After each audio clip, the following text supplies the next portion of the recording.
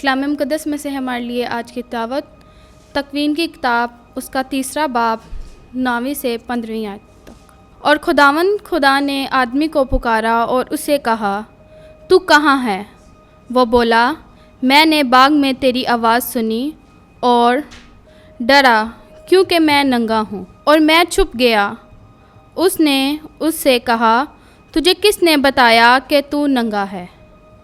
क्या तूने उस दरख्त का फल नहीं खाया जिसकी बाबत मैंने तुझे हुक्म दिया था कि इसे ना खाना?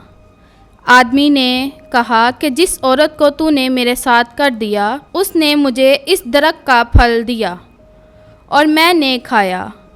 तब खुदावंद खुदा ने औरत से कहा कि तूने क्या किया?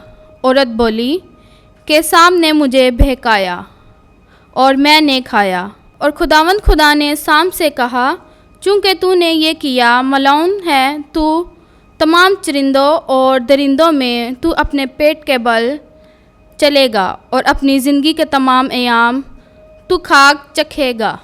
मैं तेरे और औरत के दरमियान अदावत डालूँगा, बल्कि तेरी नस्ल और औरत की नस्ल के दरमियान वो तेरे सर को कुचलेगी और तू उसकी एड़ी की ताक में रहेगा। पाक कलाम का पढ़ा और समझना हम सब के लिए बाइस बरकत हो। खुदा का शुक्र हो। आमीन।